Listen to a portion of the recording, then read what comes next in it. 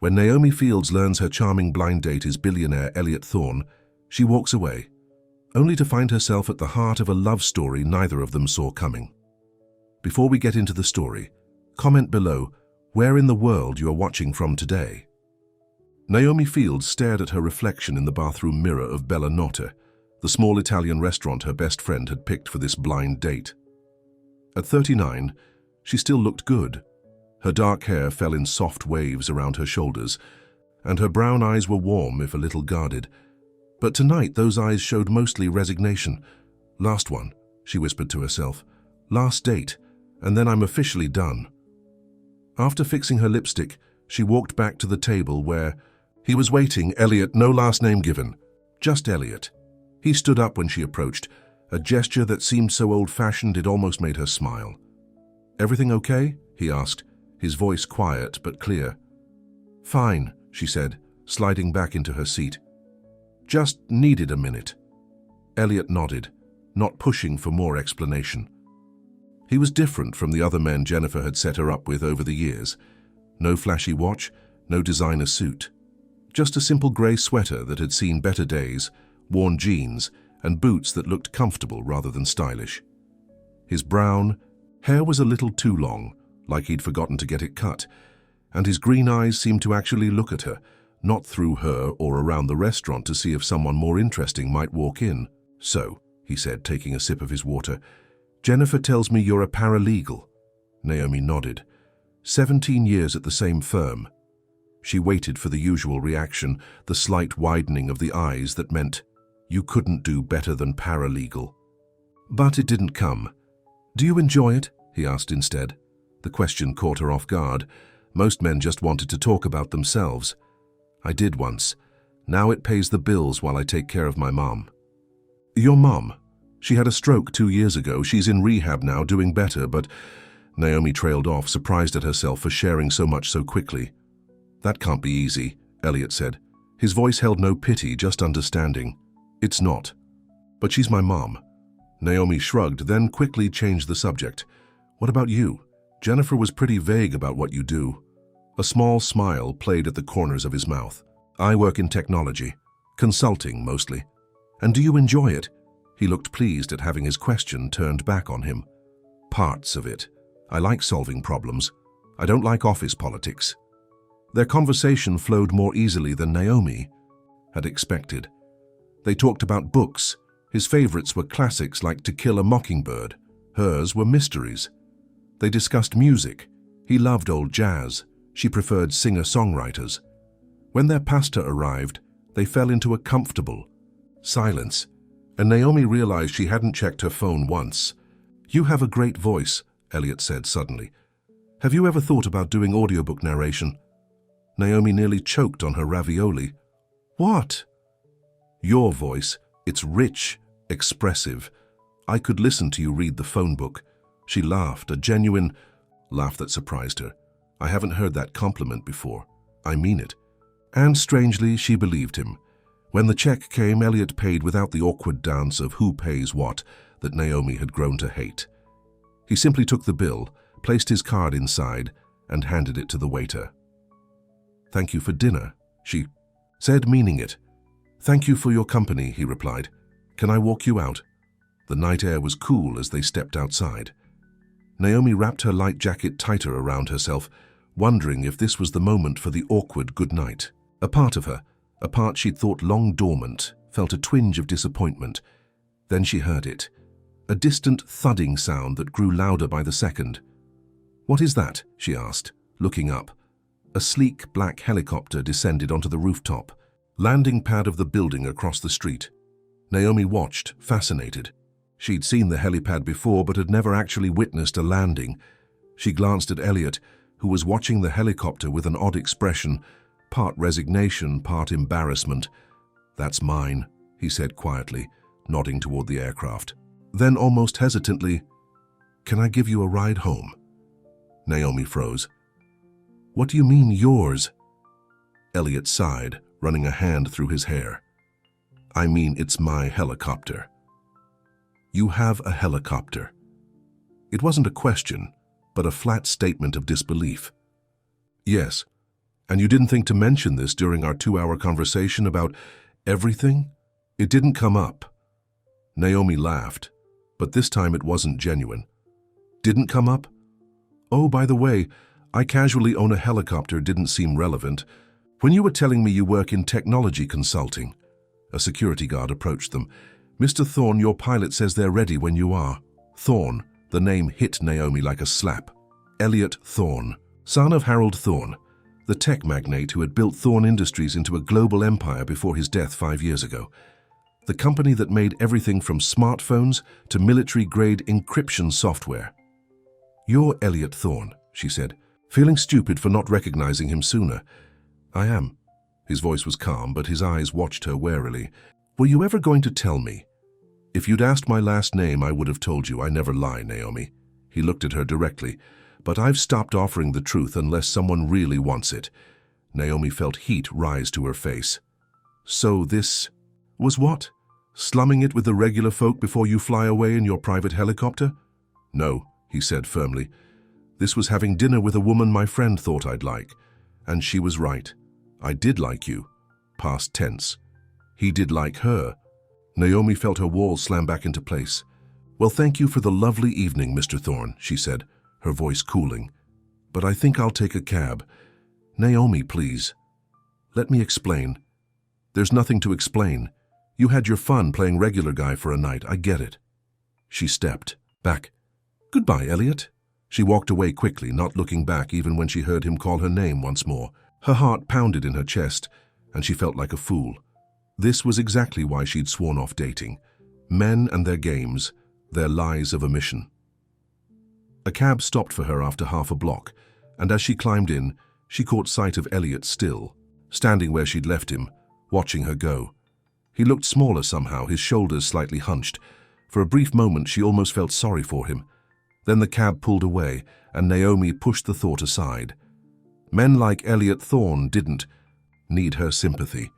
They had helicopters and billions of dollars for comfort. 2 days later, Naomi was at her desk at Harrington and Palmer law offices when the receptionist called her. There's someone here to see you, Tina said, her voice unusually high-pitched. It's Elliot Thorne. Naomi's stomach dropped. Tell him I'm busy. Naomi, it's Elliot Thorne. As in one of the richest men in America. I can't just... Tell him I'm in a meeting.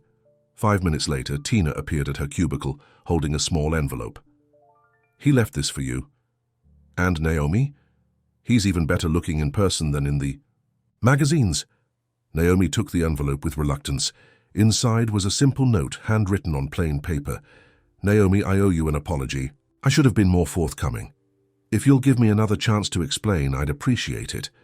No helicopters this time, I promise. My number is below if you'd like to call. Or you can just throw this away. It's entirely your choice. Yours. Elliot. Naomi stared at the note, conflicted. Part of her wanted to crumple it up and forget she'd ever met Elliot Thorne. But another part, a part she'd worked hard to silence, was curious.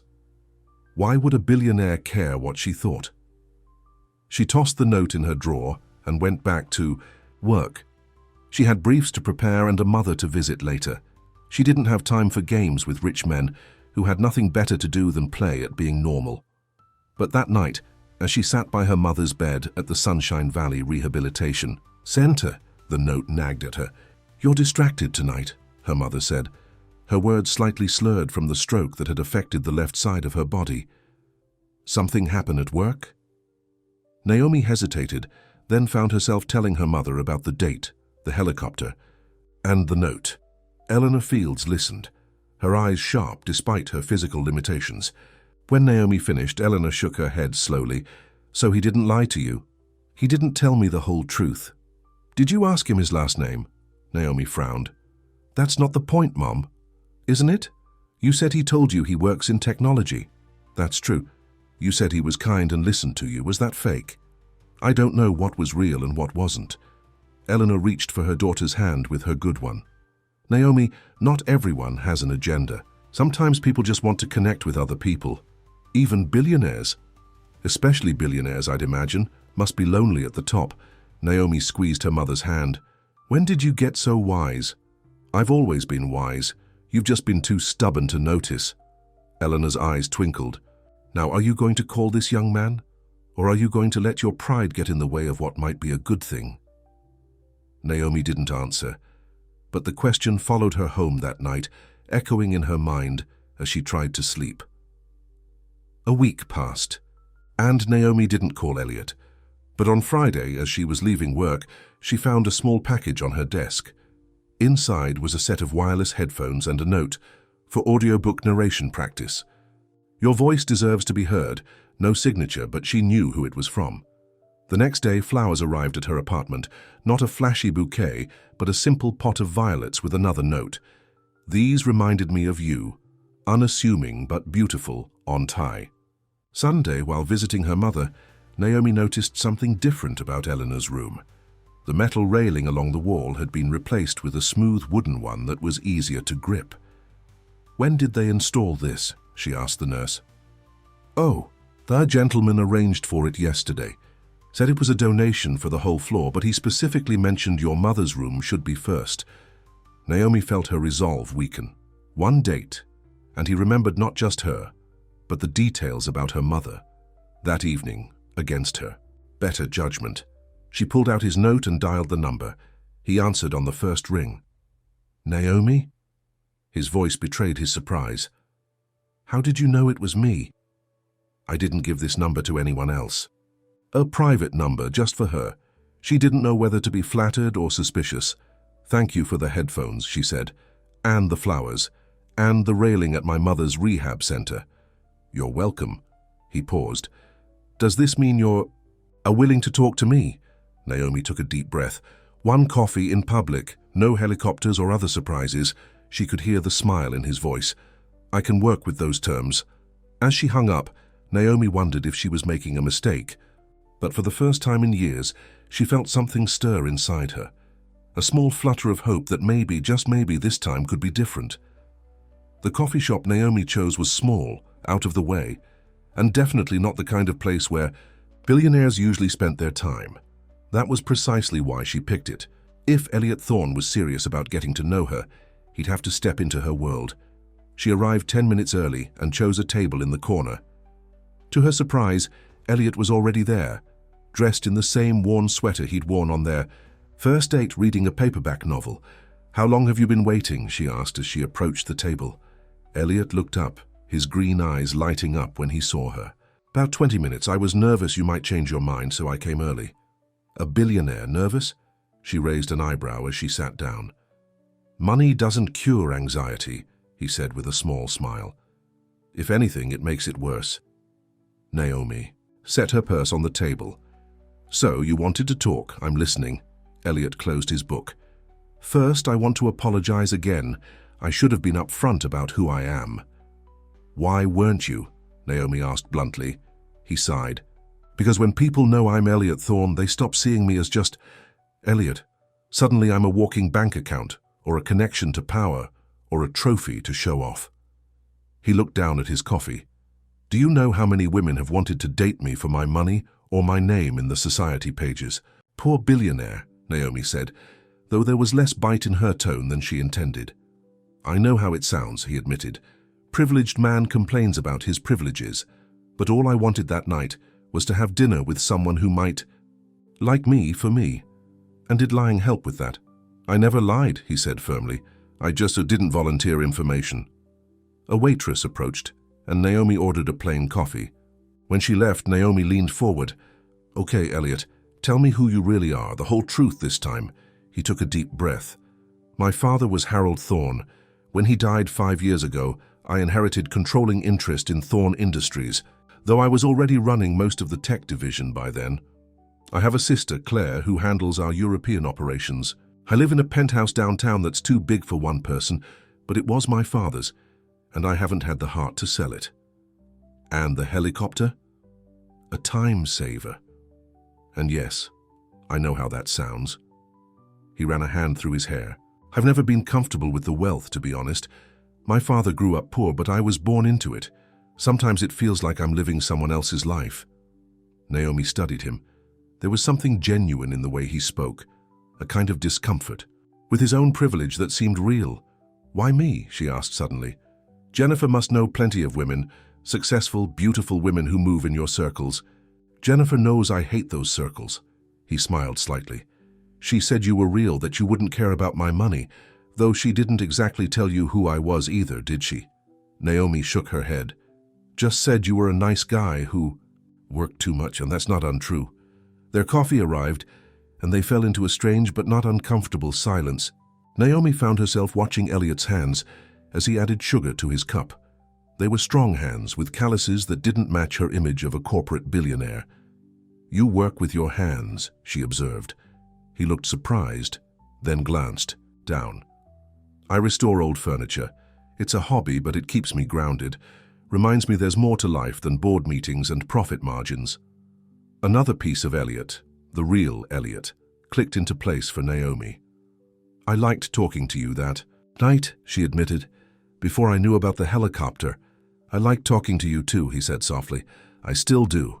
Their coffee stretched into lunch, and Naomi found herself opening up about her life, her dreams of going to law school that were put on hold when her father died young, her mother's stroke, the demands of being the sole caregiver. Do you have help? Elliot asked, concerned. With your mother? The rehab center is good but expensive. Insurance covers some but not all. I make it work. And what about your life, your dreams? Naomi shrugged. On hold for now. That's what you do for family. As they left the coffee shop, Elliot hesitated. Can I see you again? Against her better judgment, Naomi nodded. I'd like that. Over the next few weeks, Naomi and Elliot fell into a routine. They met for coffee, for walks in the park, for quiet dinners at out-of-the-way restaurants. He never brought up his wealth, never suggested expensive outings, and arrived for each date in the same modest car, a 5-year-old sedan that he admitted he kept specifically for driving under the radar. One evening, as they walked through the city park, Elliot reached for her hand. Naomi let him take it, surprised at how natural it felt. Tell me something you've never told anyone, he said. Naomi thought for a moment. I still want to be a lawyer. Even after all these years, even knowing it's probably too late, I still think about it. It's not too late, he said immediately. People go to law school at all ages. People with money and time do, she corrected him gently. I have neither, he squeezed her hand but didn't argue. What else do you want, Naomi? If you could have anything. A garden, she said, the answer surprising even herself. My mother always had this beautiful garden when I was growing up. Since her stroke, it's become a mess. I've tried to maintain it, but between work and visiting her, I just can't keep up. Elliot nodded, seemingly filing the information away. The next week, Elliot asked if he could visit Eleanor at the rehab center. Naomi hesitated but agreed, curious to see how her mother would react to him. To her surprise, they got along immediately. Eleanor, always direct, asked him point-blank about his intentions toward her daughter. I care about her, Elliot said simply. She makes me feel like a real person, not a walking checkbook. Eleanor nodded, apparently satisfied. Good answer. Now tell me what you think about the Yankees' pitching rotation this season. As they left that evening, Eleanor pulled Naomi aside. He looks at you the way your father used to look at me, she whispered. Don't let your fear rob you of something good. On a sunny Saturday in late spring, Elliot asked if he could see Naomi's childhood home, the house where Eleanor would eventually return when she was strong enough.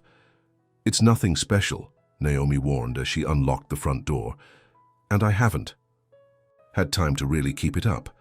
The house was modest but warm. Family photos lined the walls. Comfortable if slightly worn furniture filled the living room, and sunlight streamed through clean windows. I like it, Elliot said, and she could tell he meant it. It feels like a home. He wandered through the rooms, stopping to look at photos of Naomi as a child, asking questions about her memories of growing up there. When they reached the back door, he looked out at the overgrown garden. Is that your mother's garden? He asked. Naomi nodded, embarrassed. Like I said, I haven't had time. Elliot studied the tangled mess of weeds and the few struggling flowers. Would you mind if I helped you with it? I'm pretty good with plants. You want to pull weeds? She asked, incredulous. You? He smiled. Why not? I told you, I like working with my hands. That afternoon, Elliot Thorne, who controlled a multi-billion-dollar tech empire, knelt in the dirt beside Naomi, pulling weeds and turning soil. He worked steadily, seemingly content in the simple labor. When his phone rang, he glanced at it, declined the call, and went back to digging. "Was that important?" Naomi asked. "Nothing that can't wait," he replied. "This is more important right now." By sunset, they'd cleared one small section of the garden. Elliot's expensive watch was smudged with dirt, and there was a streak of mud across his cheek. Naomi reached up and wiped it away, her hand lingering on his face. Before she knew what was happening, he leaned down and kissed her, a gentle, questioning kiss that made her heart skip. When he pulled back, his eyes searched hers. "I've been wanting to do that for weeks," he admitted. "What took you so long?" she asked, surprising herself with her boldness. He smiled. "I was afraid you might still be mad about the helicopter." She laughed and pulled him down for another kiss. Their relationship deepened over the summer. Elliot became a regular visitor at Eleanor's rehab center, often bringing books to read to her, or simply sitting with her while Naomi ran errands. Together, he and Naomi slowly restored Eleanor's garden, section by section.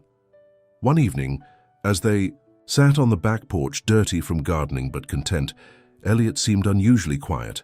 "What's wrong?" Naomi asked. "I have to go to London next week," he said. "Board meeting I can't avoid. I'll be gone for 10 days. "That's not so long," she said, though she was surprised by how much the thought of his absence bothered her. "Will you come with me?" he asked suddenly. Naomi stared at him. "To London? I can't just leave. I have work and my mother—" "I know it's a lot to ask," he said quickly, "but I'd make sure your mother had the best care while we're gone. And it would only be for a week." "Elliot, I can't just drop everything because you can," she said more sharply than she intended. He flinched slightly. "That's not what I meant, isn't it?" She stood up, suddenly frustrated. "This is the real difference between us. You can just decide to go to London and expect everyone to adapt. I have responsibilities I can't just walk away from." "I understand that," he said, standing as well. I'll miss you." The simple admission deflated her anger. "I'll miss you too," she said softly. "But my life is here. My responsibilities are here." He nodded, accepting her decision. "I understand." He reached for her hand. "I've never felt about anyone the way I feel about you, Naomi. I hope you know that." She squeezed his hand, her heart full. "I do." The night before Elliot's departure for London, he came to Naomi's house for dinner. He seemed distracted, checking his phone more often than usual. "Everything okay?" she asked as she cleared their plates. "Just some last-minute business before the trip," he said, putting his phone away. "I'm sorry." After dinner, they sat on the couch, talking quietly. Elliot kept starting sentences and then stopping, as if he couldn't quite find the right words. "Just say whatever's on your mind," Naomi finally said. He took her hands in his. "I've been thinking about what you said about law school. What about it? I want to help you go. I can easily afford—" "No," she cut him off firmly. "Absolutely not. Naomi, please, let me do this for you. I'm not with you for your money, Elliot. I won't take it. This isn't about buying your affection," he said, frustrated. "This is about helping someone I care about achieve their dream. And what happens if we break up?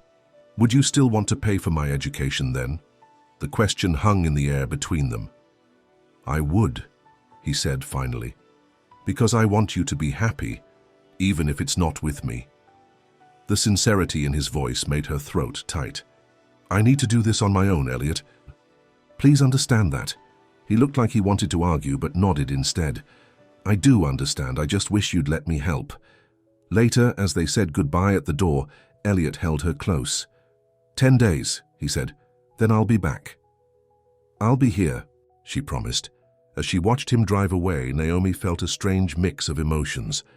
She was falling in love with Elliot Thorne, not the billionaire, but the man who pulled weeds in her mother's garden and read to Eleanor on Sunday afternoons.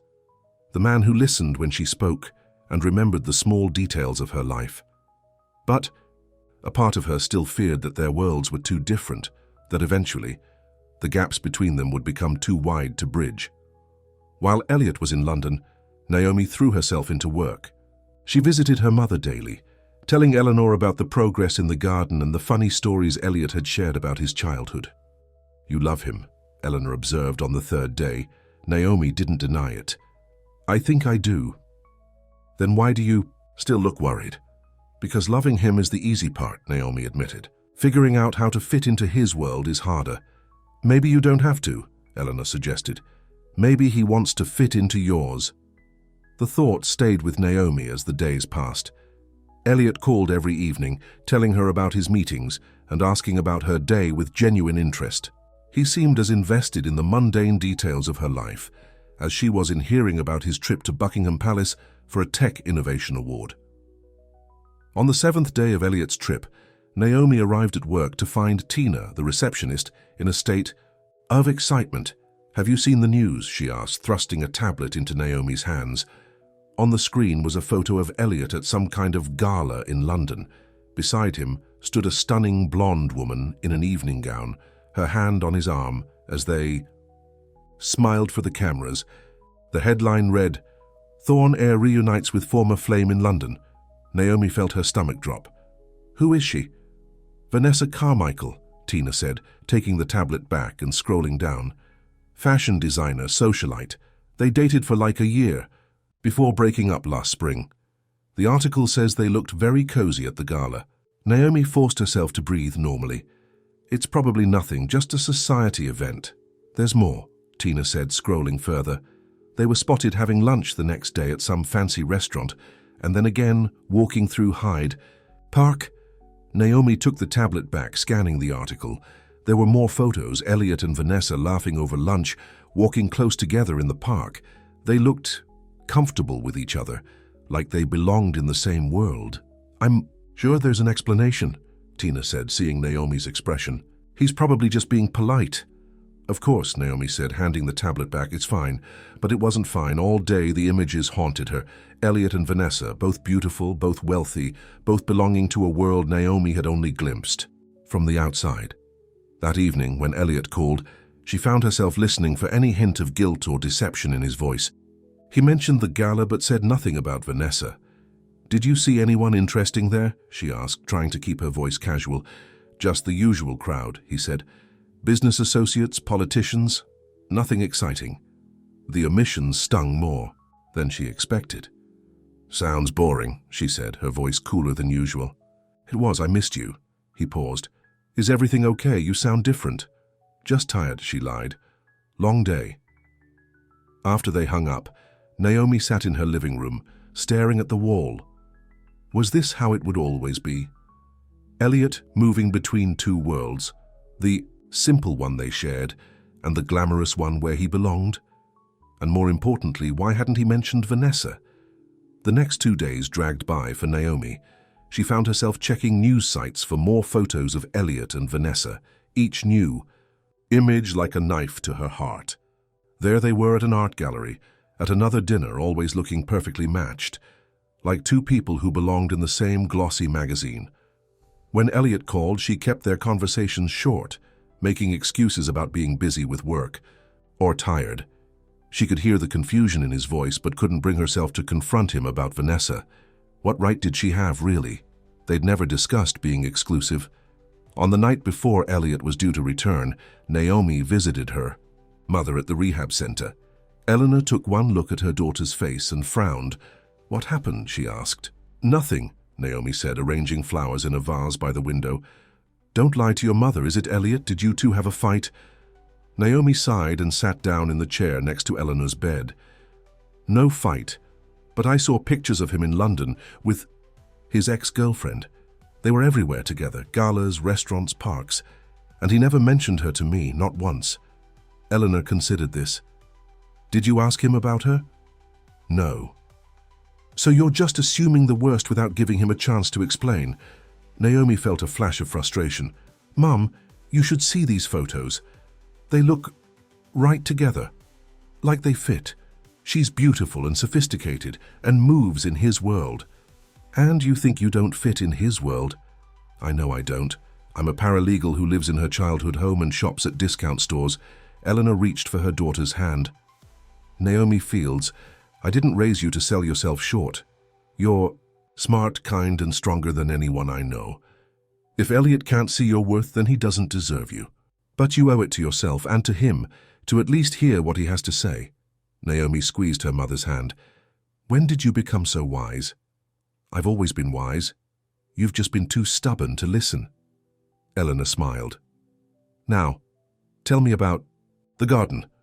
Did the roses I planted last year come back?" Elliot was scheduled to return on Saturday afternoon. Naomi spent the morning cleaning her house, trying to distract herself from the knot of anxiety in her stomach. At noon, her phone rang, Elliot's number. "Hey," she answered, trying to sound casual.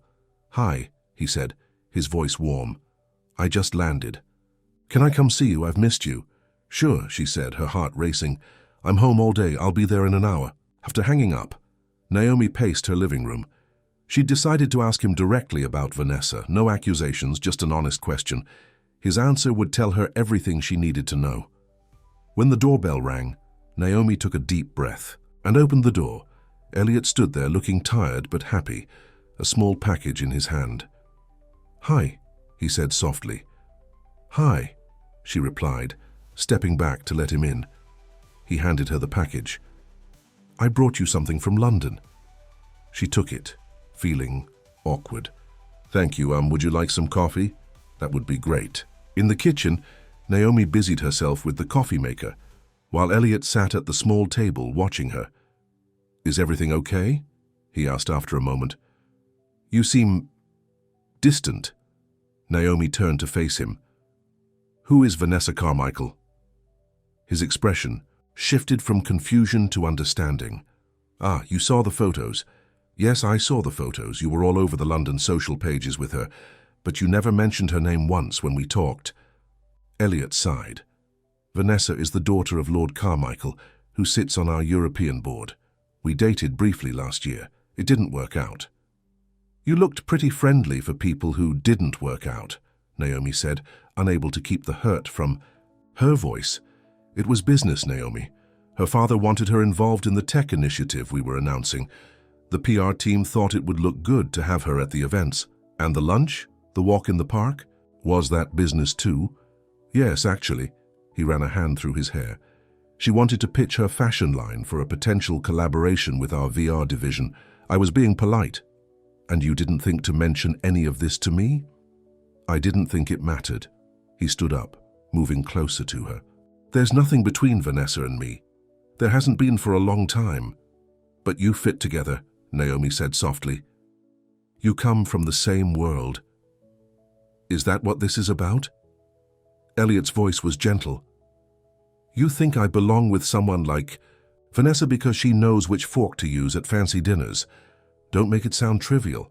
Your worlds are completely different from mine, Elliot. Different rules, different expectations. I don't want that world," he said firmly. "I never have. Why do you think I was so happy that night at Bellanotte? Why do you think I love spending time here in this house, in your mother's garden? Because for once, I get to be real. With you, I'm just Elliot." "But you're not just Elliot," Naomi countered. "You're Elliot Thorne. You have responsibilities, expectations, a public image. Is that who you think I am? A name? An image?" "No," she admitted. "But it's part of you, a part I'm not sure I fit into." Elliot closed the distance between them, taking her hands in his. "I'm falling in love with you, Naomi Fields. Not because you fit or don't fit into some predefined world, but because you make me feel like I belong somewhere, for the first time in my life." Naomi's heart stuttered at his words. "You're falling in love with me?" I think I fell the moment. "You walked away from my helicopter," he said with a small smile. "No one had ever done that before." She laughed despite herself. "I was pretty rude." "You were honest. That's what I love about you." He cupped her face gently. "Can we start over? I promise. No more society photos with ex-girlfriends." Naomi looked into his eyes and saw sincerity there. "Okay," she whispered, "but no more secrets, Elliot, even if you think they don't matter." "No more secrets," he agreed, leaning down to kiss her. The next few weeks were like something from a dream. Elliot and Naomi fell into an easy rhythm together. He adjusted his schedule to be in town more, working remotely when possible. They spent evenings at her house, weekends working in the garden, and Sundays visiting Eleanor, who was making steady progress in her rehabilitation. One Wednesday evening, Elliot arrived at Naomi's house with a folder tucked under his arm. "What's that?" she asked as they sat on the porch swing after dinner. "Something for you to consider," he said, handing her the folder. "No pressure, just think about it." Inside was an application for part-time evening law school classes at the local university, along with information about scholarships for working professionals. "Elliot, before you say no," he said quickly, "this isn't me paying for anything. These are legitimate scholarships you qualify for based on your work experience and academic record. I just did some research." Naomi flipped through the materials, feeling a long dormant hope stir inside her. "Do you really think I could do this? I know you can. You're the smartest person I know." He took her hand. "Your dreams matter, Naomi. They're not just something to put on hold indefinitely." She leaned against him, overwhelmed by the gesture, not because he'd thrown money at her problem, but because he'd taken the time to find a solution that respected her independence. "Thank you," she whispered. "I'll think about it." As summer turned to fall, Eleanor was finally well enough to come home. Elliot insisted on hiring a part-time nurse to help during the day while Naomi was at work, and this time, Naomi accepted the help. It wasn't charity, she realized. It was Elliot being part of their family. The day they brought Eleanor home, she gasped when she saw the garden. "It's even more beautiful than before," she said, tears in her eyes, as Elliot pushed her wheelchair. Along the stone path they'd laid together, the once overgrown space was now a riot of fall colors, mums and asters and late-blooming roses. Stone benches sat in quiet corners, and a small fountain burbled peacefully in the center. "Naomi told me where everything used to be," Elliot explained. "I tried to keep your original design, just added a few things to make it easier for you to enjoy it." Eleanor reached up and patted his hand. "You're a good man, Elliot Thorne." That night, after Eleanor had gone to bed, Naomi and Elliot sat in the garden watching the stars appear one by one in the darkening sky. "I never thought I could be this happy," Naomi admitted. "I'd given up on so much." "So had I," Elliot said. "I was just going through the motions. Board meetings, charity galas, empty conversations with people who only saw what I could do for them." He turned to look at her. "Then you walked into that restaurant," she smiled, "and walked out again. Best thing that ever happened to me." He kissed her softly. "I want this, Naomi, every day with you." She knew what he was saying, what he was asking, without words. "I want it too." 2 weeks later, Elliot invited Naomi to dinner at his penthouse apartment. In the months they'd been dating, she'd never been to his home, and she couldn't help feeling nervous as the private elevator whisked them up to the top floor. "I should have warned you," Elliot said, as the doors opened directly into the penthouse. "It's a bit much." A bit was an understatement. The space was enormous. Floor-to-ceiling windows offered a breathtaking view of the city. Sleek modern furniture dotted the open floor plan, and what looked like original artwork hung on the walls. "This is where you live?" Naomi asked, moving slowly into the space. "This is where I sleep and shower," Elliot corrected her. "Your house is where I live." The distinction meant more to her than he could know. "There's someone I'd like you to meet," he said, leading her toward the kitchen area where a short, older woman was arranging food on plates. "Naomi, this is Maria. She's been with my family since I was born, and she's more family than employee at this point. Maria, this is Naomi." The woman looked up, her face crinkling into a warm smile. "So you're the one who's been making our boy happy." She wiped her hands on a towel and came around the counter to envelop Naomi in a hug. About time. Dinner was surprisingly relaxed, with Maria joining them and sharing embarrassing stories about Elliot as a child. Naomi found herself laughing, as Maria described how a 10-year-old Elliot had once tried to dismantle the toaster to see how it worked, causing a power outage in the entire mansion.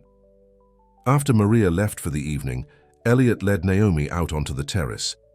The city lights sparkled below them, and a gentle breeze carried the sounds of distant traffic. "I have something to ask you," he said, suddenly serious. Naomi's heart began to race. Okay, I've been thinking about my life. What matters, what doesn't? He took her hands in his. This place, the company, all of it, it's just stuff. You, your mother, the life we've been building together, that's real. That's what I want. He reached into his pocket and pulled out a small box. Naomi's breath caught in her throat. I'm not asking you to fit into my world, Naomi. I'm asking if I can be part of yours, permanently. He opened the box to reveal a ring, not the flashy diamond she might have expected, but a simple band with a row of small sapphires. This was my grandmother's. She was the only one in the family who never cared about status or appearances. She would have loved you. Elliot, Naomi whispered, overwhelmed. I love you, Naomi Fields. Will you marry me? Before she could answer, the terrace door burst open. A tall, thin woman in an expensive suit strode toward them, her face a mask. To fury. So this is why you've been ignoring my calls? The woman demanded. This is why you've been skipping board meetings? Elliot straightened, closing the ring box and slipping it back into his pocket. Claire, what are you doing here? Apparently saving you from a massive mistake. The woman, Claire, Elliot's sister, turned her cold gaze on Naomi. And you must be the little gold digger I've been hearing about. That's enough, Elliot said, sharply. Apologize to Naomi right now. Apologize? Are you serious? She's clearly after your money, Elliot. Why else would someone like her be with someone like you? Naomi felt as if she'd been slapped. I should go, she said quietly. No, Elliot said firmly. You're not going anywhere. Claire is going to apologize and then leave. Claire laughed, a harsh sound with no humor in it. You've always been naive, little brother. Did you know your girlfriend has been researching your net worth? That she's been asking questions about your will? What? Naomi gasped. That's not true. I have proof, Claire said, pulling out her phone. My assistant was contacted by a woman from Harrington and Palmer law offices, your firm, asking for financial information about Thorn Industries for, quote, estate planning purposes. Naomi shook her head. I never did that. No? Then how? Do you explain this? Claire thrust the phone at them, showing an email from someone at Naomi's firm. Elliot took the phone, reading quickly. This isn't from Naomi, he said after a moment. This is from someone named Patricia Harrington.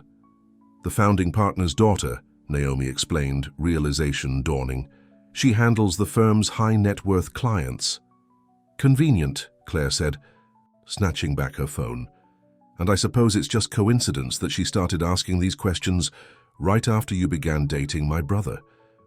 I don't even work with Patricia, Naomi protested. I'm in corporate litigation, not estate planning. Claire turned to Elliot. Are you really going to believe her over your own sister? Think about it, Elliot. A paralegal from nowhere suddenly interested in the billionaire bachelor? It's the oldest story in the book.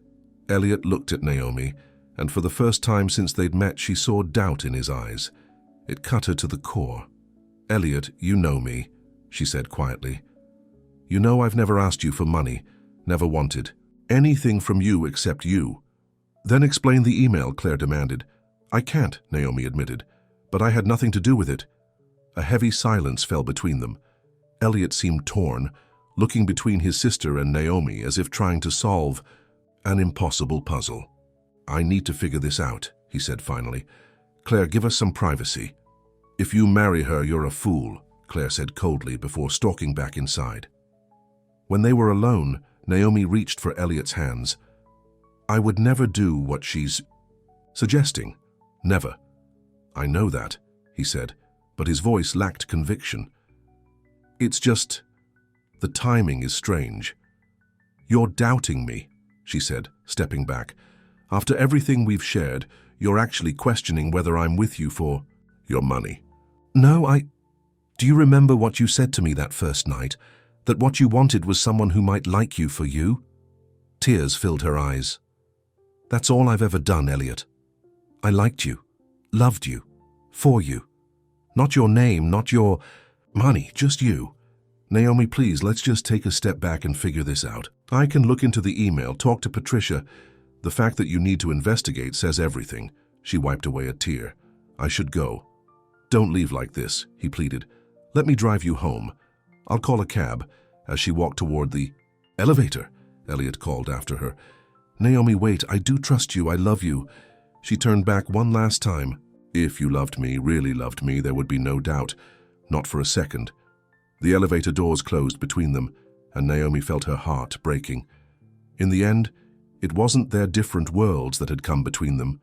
It was a lack of faith, and that was something even love couldn't overcome. When the cab dropped her at home, Naomi was surprised to see lights on in the house. She'd expected her mother to be asleep by now. She found Eleanor in the kitchen, making tea. You're up late, Naomi said, trying to hide the fact that she'd been crying. Eleanor turned, took one look at her daughter's face, and opened her arms. Oh, honey, what happened?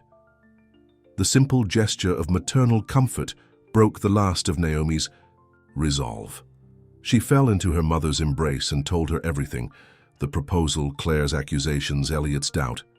Men can be fools, Eleanor said when Naomi had finished, even the smart ones. It's over, Mom, Naomi said, wiping her eyes. If he can doubt me like that, then what we had wasn't real. Eleanor handed her a cup of tea.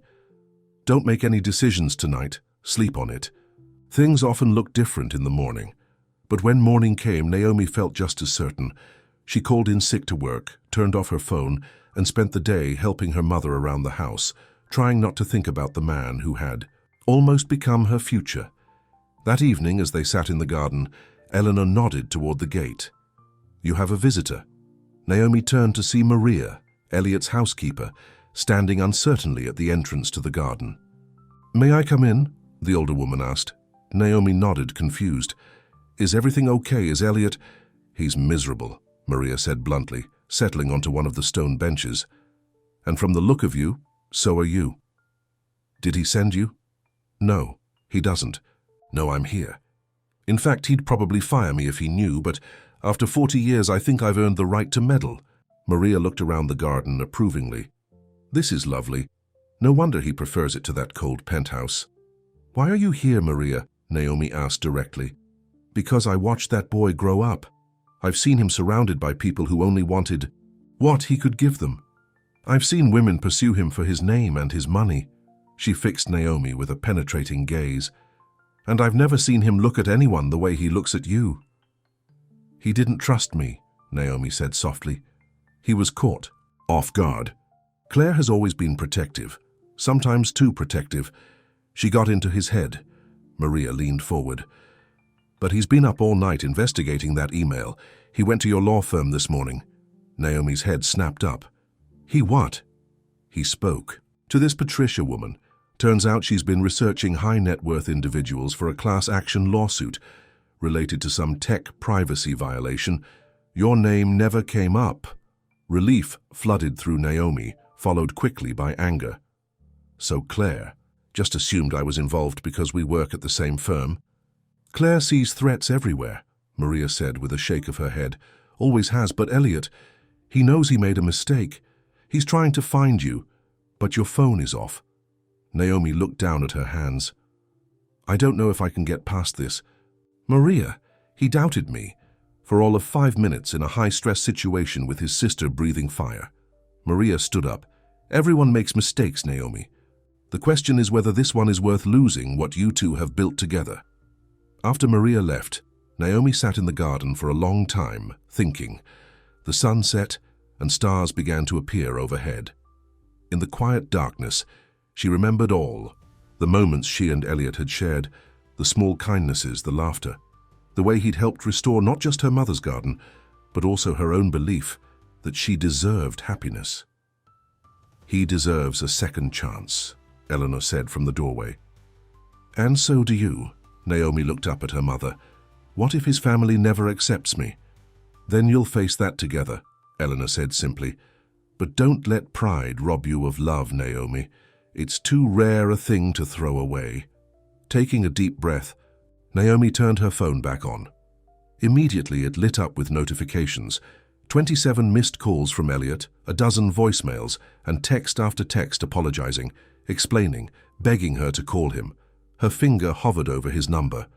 She was still hurt, still angry. But underneath those feelings was something stronger, something that had taken root like the plants in her mother's garden, love, real and enduring. She pressed the call button. "Naomi?" Elliot answered immediately, his voice rough with emotion. "Thank God. I've been trying to reach you all day." "I know," she said. "Wait, we need to talk."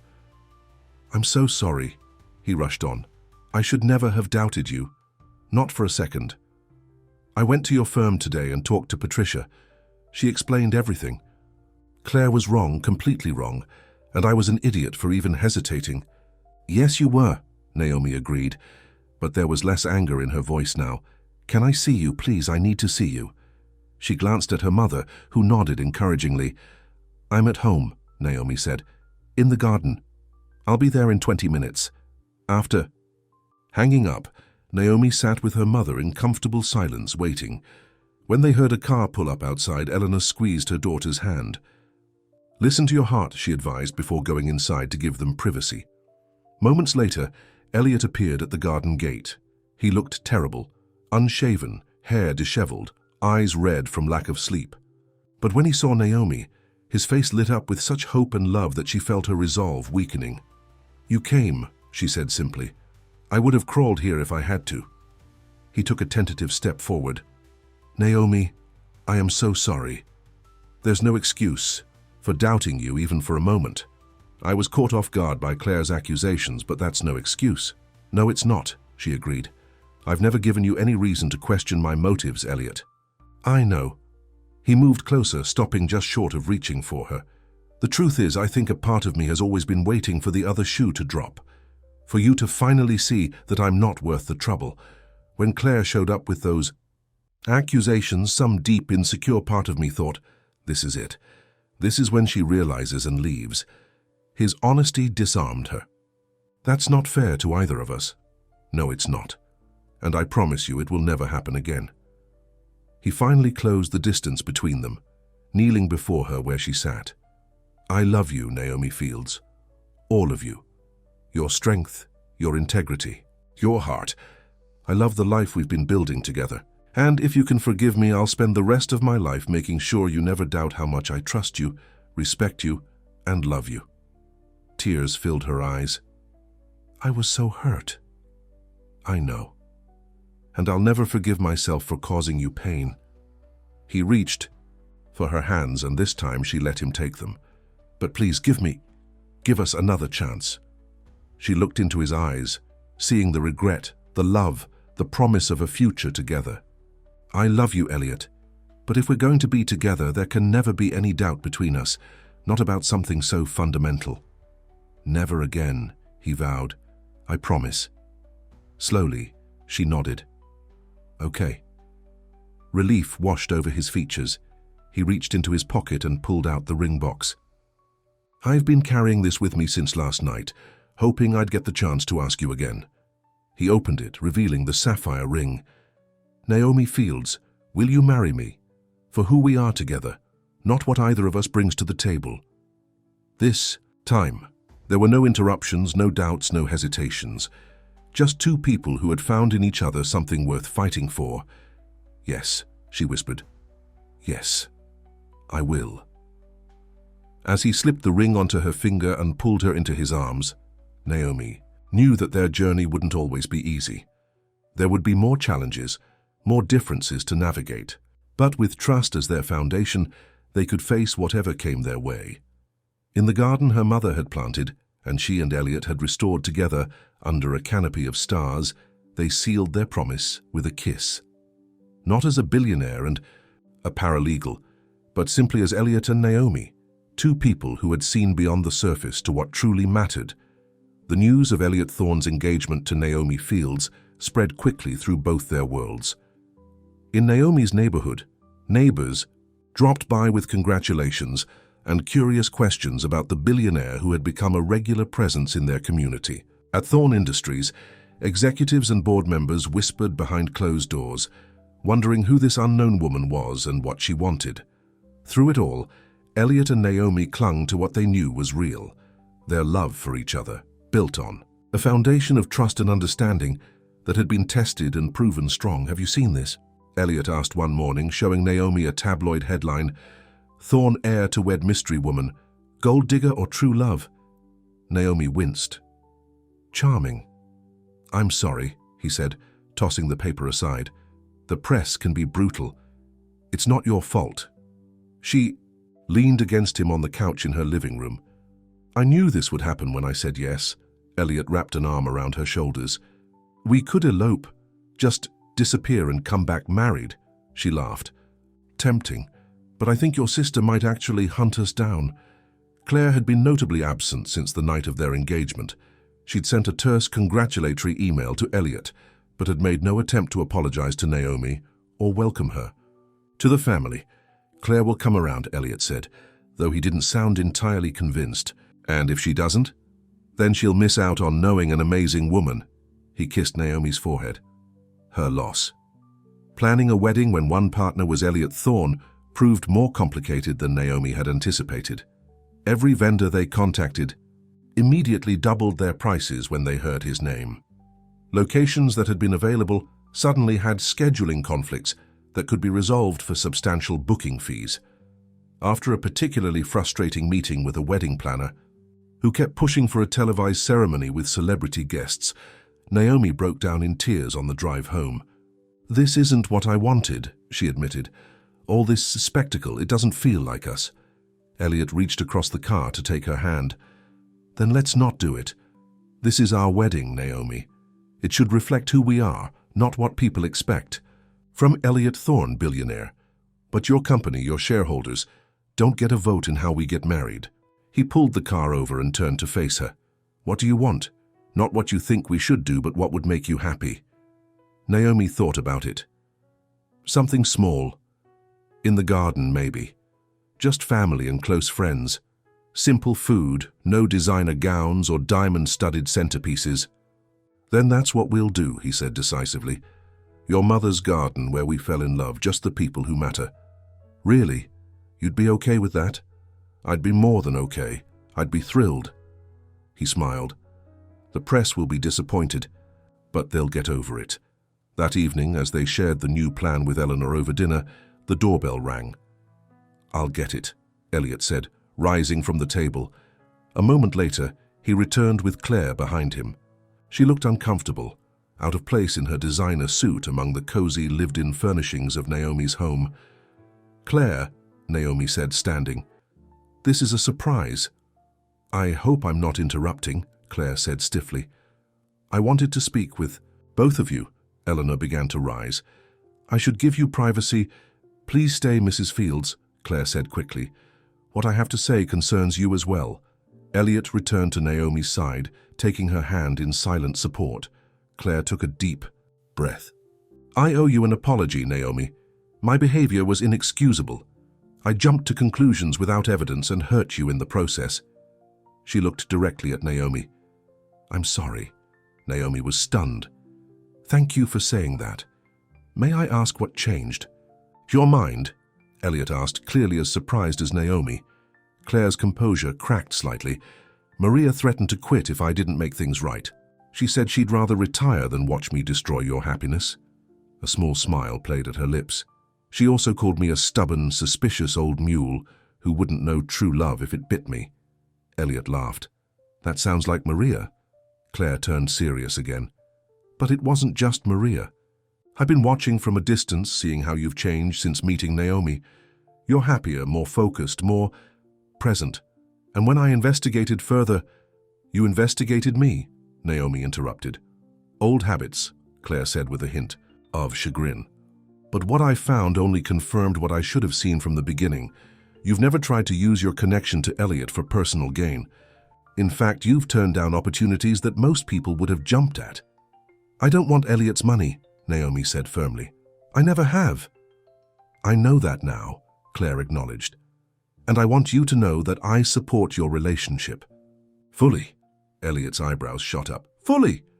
Who are you, and what have you done with my sister?" Claire's professional demeanor softened into something more vulnerable. "I've always tried to protect you, Elliot. After Dad died, I felt responsible for preserving his legacy, and that included making sure no one took advantage of you. I don't need protection, Claire. I need your support." And now you have it. Claire turned to Eleanor. Mrs. Fields, I hope you'll accept my apology as well. Your daughter is clearly an exceptional woman, and that's a credit to you. Eleanor smiled warmly. Apology accepted, and please call me Eleanor. Claire nodded, then turned back to Elliot and, Naomi, now I hear you're planning a wedding. How can I help? With Claire's support, the wedding plans moved forward smoothly. True to their word, Elliot and Naomi kept it small and intimate. Just 50 guests with the ceremony to be held in Eleanor's garden, which was now in full bloom thanks to their loving care. 2 weeks before the wedding, Naomi was in the kitchen, with Eleanor going over last-minute details, when the doorbell rang. That must be the sample cake, Naomi said, heading for the door. But instead of the baker, she found a tall, elegant woman in her 60s standing on the porch, a driver waiting by a luxury car in the driveway. Mrs. Thorne, Naomi said in surprise, recognizing Elliot's mother from photos. I didn't know you were coming. Victoria Thorne looked Naomi up and down with cool assessment. Clearly. May I come in? Naomi stepped back, feeling suddenly self-conscious in her jeans and t-shirt. Of course, please. Victoria entered the house, her gaze taking in every detail of the modest home. So this is where my son has been spending all his time? Yes, he visits often. Naomi led her to the living room. Can I offer you something to drink? Tea, perhaps? No, thank you, I won't be staying long. Victoria settled onto the couch with perfect posture. I wanted to meet the woman who has managed to do what dozens before her couldn't. Convince my son to settle down. There was no warmth in her voice, no welcome. Naomi sat across from her, feeling like she was being interviewed for a position she hadn't applied for. I didn't convince Elliot of anything, Mrs. Thorne. We fell in love. Victoria's expression didn't change. Yes, that's what Elliot says. And Claire, surprisingly, even Maria seems convinced. She leaned forward slightly. But I need to know for myself what your intentions are. My intentions? Naomi repeated. With my son, with the Thorne fortune, with your position as the wife of one of the wealthiest men in America. What do you want? Naomi felt a flare of indignation. With all due respect, Mrs. Thorne, I don't want anything from Elliot except his love and partnership.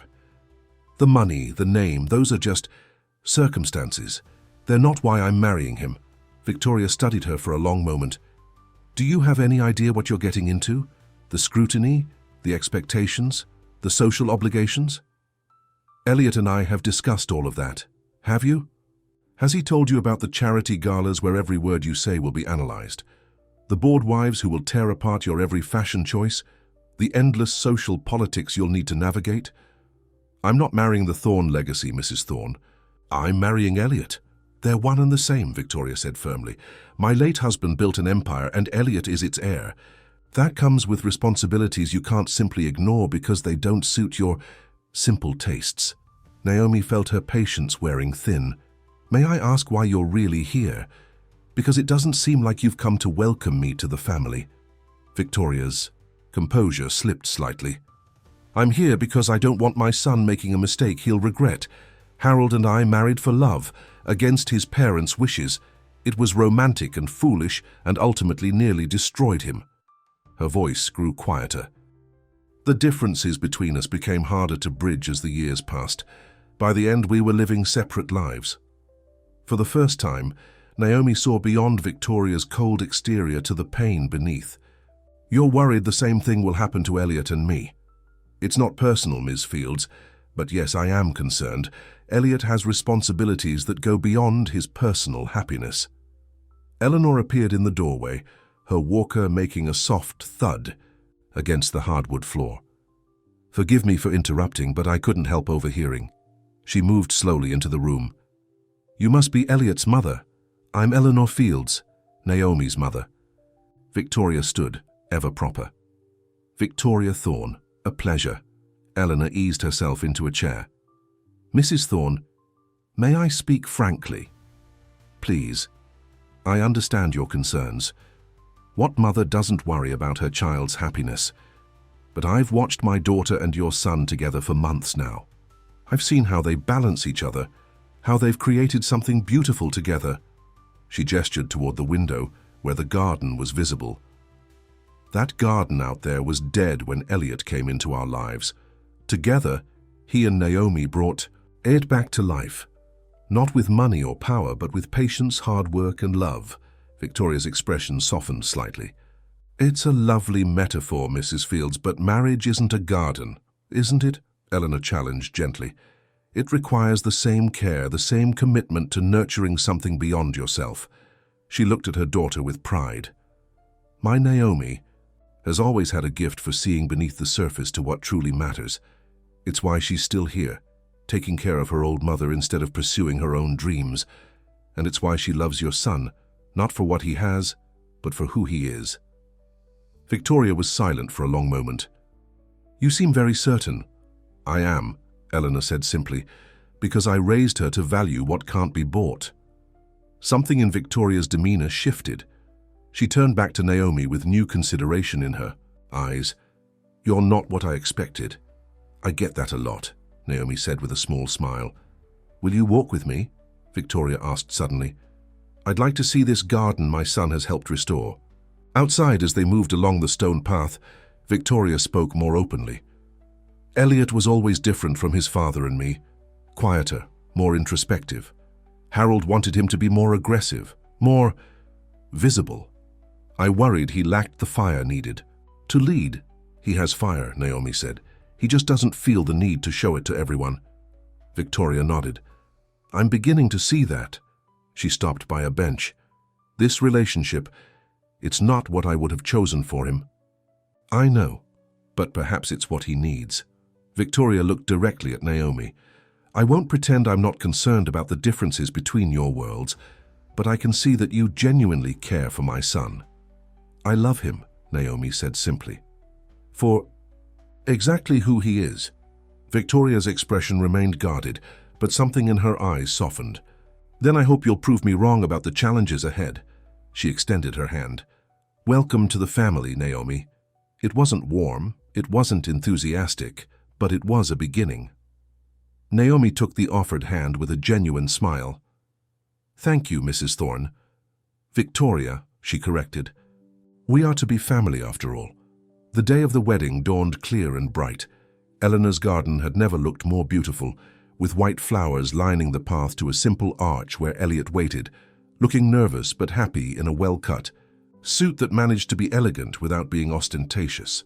In the guest bedroom that had become her impromptu bridal suite, Naomi stood before the mirror in her wedding dress, a simple, elegant gown that Claire had helped her find after rejecting dozens of over-the-top designer options. So you look beautiful, Eleanor said from the doorway, tears in her eyes. Don't cry, Mom, Naomi warned with a laugh, or I'll start and then we'll both be a mess. Happy tears, Eleanor assured her. I'm just so proud of you, sweetheart. For finding love, yes, but more importantly, for never losing sight of what matters. A knock at the door interrupted them. Claire peeked in, looking uncharacteristically emotional. Everyone's ready, it's time. Naomi took a deep breath. How's Elliot? Nervous, Claire admitted with a smile. But certain. I've never seen him more sure of anything in his life. The small gathering of guests stood as Naomi appeared in the garden doorway. With Eleanor on one arm and Claire on the other, she walked slowly toward Elliot, her heart full to bursting with love and gratitude. When she reached him, Elliot took her hands, his eyes never leaving hers. You look incredible, he whispered. So, do you? She whispered back.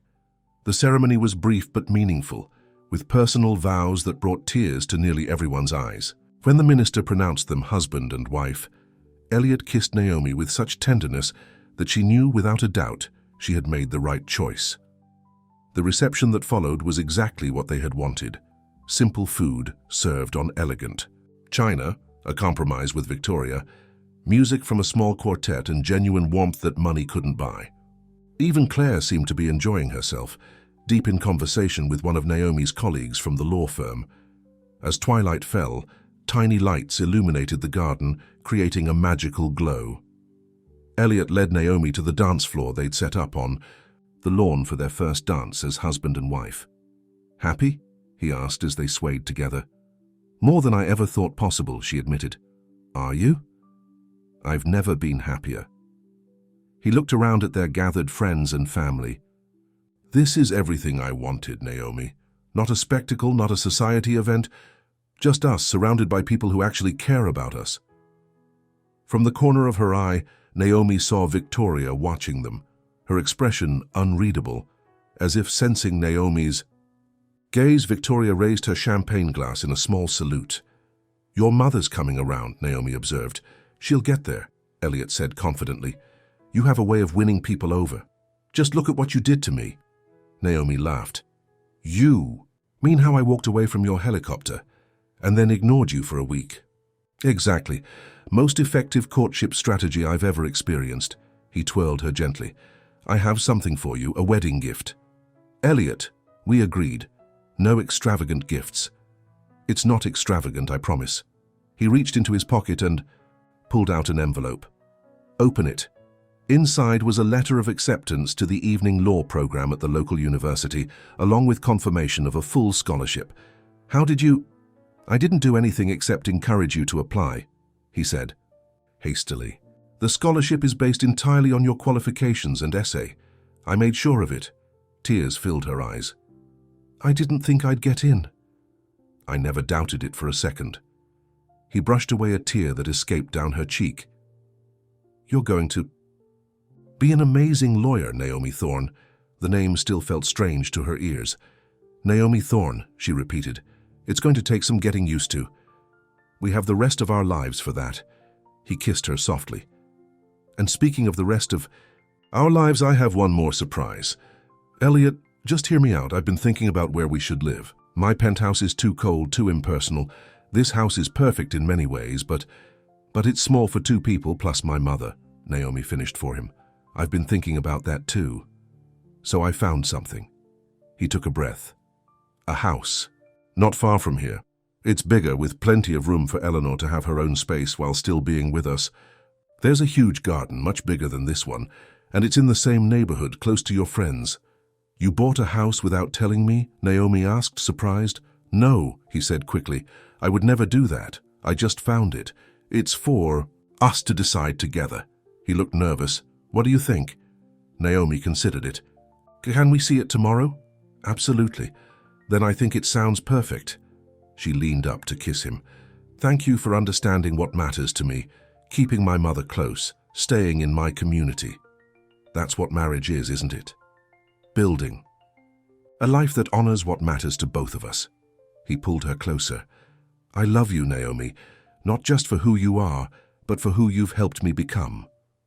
As they danced under the stars, surrounded by the garden they'd restored together, Naomi reflected on the journey that had brought them here. From that first date at Bella Notte to the helicopter revelation, from doubt and separation to renewed trust and commitment, every step had led to this moment of perfect certainty. Their worlds were different, yes. There would be challenges ahead, adjustments to make, expectations to navigate. Victoria's concerns weren't entirely unfounded, but Naomi knew that the foundation they'd built was strong enough to weather whatever came their way, because in the end, it wasn't about being from the same world. It was about creating a new one together. 6 months later, Naomi sat in the garden of their new home, a beautiful historic house that they'd renovated to include a separate wing for Eleanor, while maintaining the character and charm that had made Naomi fall in love with it at first sight. She was surrounded by textbooks, studying for her first law school exams. The transition to being a student again while still working part-time at the firm had been challenging, but Elliot had supported her every step of the way, often quizzing her on cases late into the night. Eleanor emerged from the house, moving, more confidently now with just a cane for support. "Elliot called," she said, settling onto the bench beside Naomi. "He'll be home for dinner. Said he has news." "Good news, I hope," Naomi said, closing her book. Sounded excited. Eleanor looked around the garden with satisfaction. "I never thought I'd have a garden like this again. It's even better than my old one." "Because we all worked on it together," Naomi said. "You, me, and Elliot." The sound of a car in the driveway announced Elliot's arrival. A moment later, he appeared in the garden, his face alight with excitement. "You're home early," Naomi observed, rising to greet him with a kiss. "I couldn't wait to tell you." He took her hands. The board approved my proposal. We're launching the Thorn Foundation, focused on education access for working adults and caregivers. Naomi's eyes widened. Elliot, that's wonderful. And I want you to be on the board, he continued. Your experience, both professional and personal, would be invaluable. Me? But I'm still in law school. I don't have a degree yet. You have something more valuable.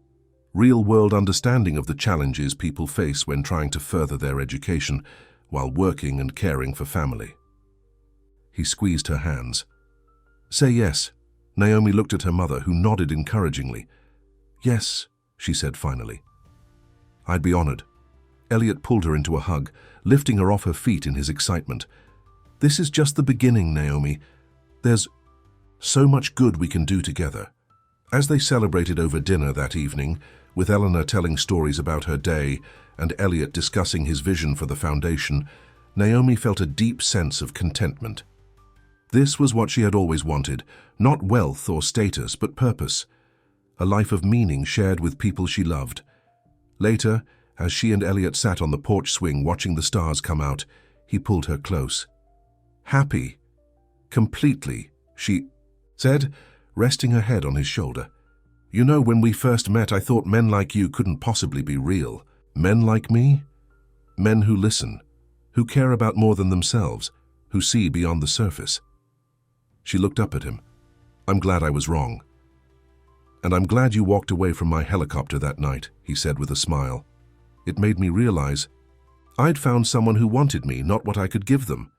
Well, I do want one thing from you, Naomi teased. What's that? A lifetime of nights just like this one. He kissed her softly. That, Mrs. Thorne, I can definitely provide. As the evening deepened around them, they sat together in comfortable silence, two people from different worlds who had found in each other exactly what they needed. Someone who saw past the surface to the truth beneath. Someone who loved them not for what they appeared to be, but for who they truly were. In the end, that was the greatest gift of all. The end.